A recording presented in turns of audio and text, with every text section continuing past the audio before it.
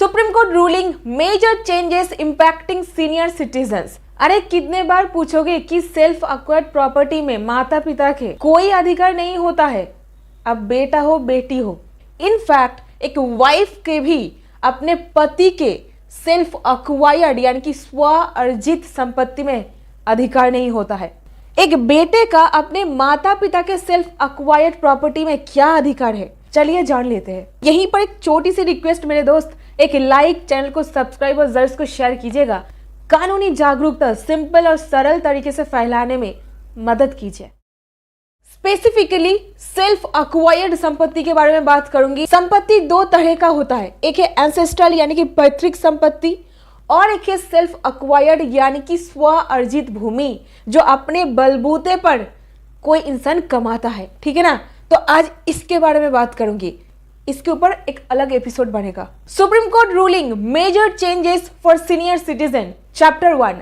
32 साल का रतन लाल जो अपने जिंदगी का 20 साल लगा करके कुछ पैसा इकट्ठा करके संपत्ति खरीदता है, अपने नाम पर ही खरीदता है। यहीं पर दोस्तों सेल्फ एक्वायर्ड प्रॉपर्टी को भी हम लोग 3 कैटेगरी में डिवाइड कर सकते हैं। इसका भी 3 कैटेगरी। सबसे पहले अपने पैसों पर खरीदा गया संपत्ति, अपने बलबूते पर कमाया हुआ। सेकंड कैटेगरी विल के थ्रू आपको कोई प्रॉपर्टी मिल रहा है यानी वसीयत के थ्रू। थर्ड वन, अगर कोई संपत्ति गिफ्ट डीड यानी कि उपहार विलेख के तहत आपको मिला है तो उस केस में वो संपत्ति आपका एक सेल्फ एक्वायर्ड प्रॉपर्टी बन जाता है। अभी यहाँ पर बात करूंगी रतन लाल के बारे में। रतन लाल एक 32 साल का आदमी कड़ी मेहनत करके कुछ पैसा इकट्ठा करके एक संपत्ति खरीदता है। बाद में चल करके वो शादी करता है 36 के उम्र में। फिर 2 बच्चा होता है, एक बेटा और एक बेटी। प्यार से बेटे का नाम रखा अंशुमन और बेटी का नाम रखा सुमन। बेटा को MBA पढ़ाने के लिए लंदन भेजा जाता है और बेटी को डॉक्टर बनाया जाता है। फिर कुछ साल बाद बेटे का पढ़ाई कंप्लीट हो जाता है, बेटा भारत में वापस आ जाता है और यहीं पर पत्नी हाउसवाइफ थी। बेटे का शादी होता है, बेटी का भी ब्याह दे दिया जाता है, बेटी पराए घर चली जाती है। और यहीं पर फादर के पास ये 2 story building 8 bedroom hall kitchen वाला एक मकान ही था। इसी के साथ कुछ fix deposit, mutual fund investment, ये सब कुछ था और कोई प्रॉपर्टी नहीं थी। 67 ईयर्स की उम्र में माता श्री का डेथ हो जाता है, लेकिन फादर अभी जीवित है। फादर का उम्र हो रहा था 81 ईयर। इसी बीच में पोता भी आ जाता है और यहीं पर बेटा सोचने लगता है कि फादर का तो उम्र हो रहा है 81 ईयर, तो प्रॉपर्टी के बारे में कुछ सोचा जाए। पिताजी के गुजरने के बाद प्रॉपर्टी किसको मिलेगा? मैं ही तो इकलौता बेटा हूँ, मुझे ही मिलना चाहिए। यही चीज को वो बार बार सोच रहा है, अपने दिमाग में उठते बैठते सोच रहा है कि संपत्ति के बारे में क्या किया जाए, किस तरीके से हिस्सा मिलेगा, अपने नाम कैसे कराऊं। बेटा और पुत्र वधू मिलकर के आपस में बहुत जोरों शोरों से मशवरा कर रहा है और यहीं पर एक दिन आता है जिस दिन रतन लाल को ये लोग धोखे से ओल्ड एज होम में, वृद्धाश्रम में रख करके चले आते हैं। और इस तरफ बेटा घर संपत्ति को अपने नाम कराने के लिए एकदम जोरों शोरों से तैयारी करने लग रहा था। जाता है एक एडवोकेट से सलाह लेने के लिए जो उनको कहता है कि ये संपत्ति आपके फादर का एक सेल्फ एक्वायर्ड संपत्ति है, तो आपका कोई भी अधिकार नहीं है पिता के ये पर्टिकुलर संपत्ति में, पिता के जीवित रहते हुए। और फादर हो रहे हैं एक सीनियर सिटीजन, उम्र हो रहा है 81 ईयर। अभी बेटा कहने लगता है कि मैं ही तो इकलौता वारिस हूँ, मुझे ही तो मिलना चाहिए।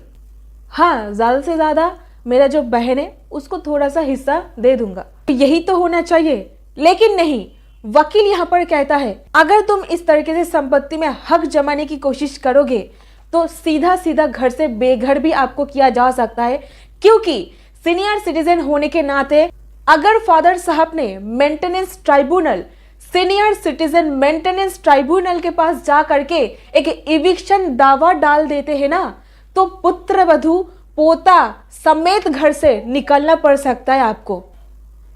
तो बीवी और बच्चा समेत घर से बेघर किया जा सकता है आपको। जहां पर भी कोई माता पिता अपने सेल्फ एक्वायर्ड संपत्ति में अपने बेटा या फिर बेटी को रहने दे रहा है, ये उनकी काइंडनेस है, उनकी महानुभावता है कि वो आप लोगों को रहने के लिए दे रहा है। परेशान करोगे जिस भी वक्त वो लोग चाहे आपको लात मार के घर से निकाल सकते हैं। तो please don't do this with your parents guys. और इस केस में फादर चाहे वो संपत्ति को परिवार के किसी और को दे दे या फिर परिवार के किसी बाहर के इंसान को देके जाए, वो अपने मन मर्जी के हिसाब से कुछ भी कर सकते संपत्ति के साथ जब तक वो जीवित है। यहीं पर बेटी ऑस्ट्रेलिया सेटल थी। बेटी को जब इसके बारे में पता चलता है, बेटी अपने फादर को अपने साथ लेकर के चली जाती है ऑस्ट्रेलिया।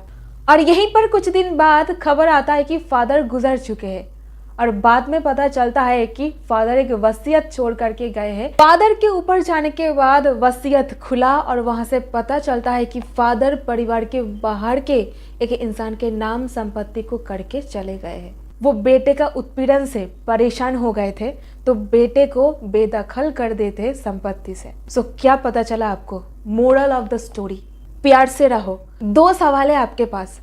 अगर फादर को रिस्पेक्ट दिया जाता, प्यार से रखा जाता, जिंदगी के इस आखिरी कुछ पलों में, ये कुछ बचे सनसेट डेज में, क्या फादर ये कदम उठाते? क्वेश्चन नंबर 2, रतनलाल अगर चाहता तो वो ये संपत्ति अपने बेटी के नाम करके जा सकता था वसीयत के थ्रू, लेकिन वो ये नहीं करा। क्यों मालूम है? क्योंकि बेटी लेना नहीं चाहती थी। उस रात शादी वाले दिन बेटी एक रेलिंक्विशमेंट डीड, जहां पर ये लिखा था कि मुझे अपने पिता के कमाया हुआ संपत्ति में कोई भी हिस्सा नहीं चाहिए, इस तरीके का एक डीड बना करके पिता के हाथ में रखे और कहा, आपने एजुकेशन लोन ले करके मुझे डॉक्टर बनाया, पैरों में खड़े होना सिखाया, तो यही मेरे लिए काफी है। यहीं पर चलिए बात कर लूंगी एक दिल्ली हाईकोर्ट जजमेंट। केस का नाम है Sachin and others versus Jabbu Lal and others. यहाँ पर 2 पुत्र वधू, 2 बेटा वर्सेस माता पिता, इस तरीके से केस चल रहा था। आपस में बहू के बीच में रिलेशन सही नहीं थी और इन दोनों के चक्कर में अपने माता पिता का जिंदगी एकदम बद से बदतर होता जा रहा था। ऐसे में माता पिता कोर्ट का दरवाजा खटखटाया और सारे के सारे लोगों को घर से बेदखल करने का इविक्शन सूट दाखिल किया। सीनियर सिटीजन होने के नाते वो लोग प्रमाण भी कर पाए कि बुजुर्ग माता पिता को किस तरीके से हैरेस किया जा रहा है, मानसिक शांति को छीन लिया गया है।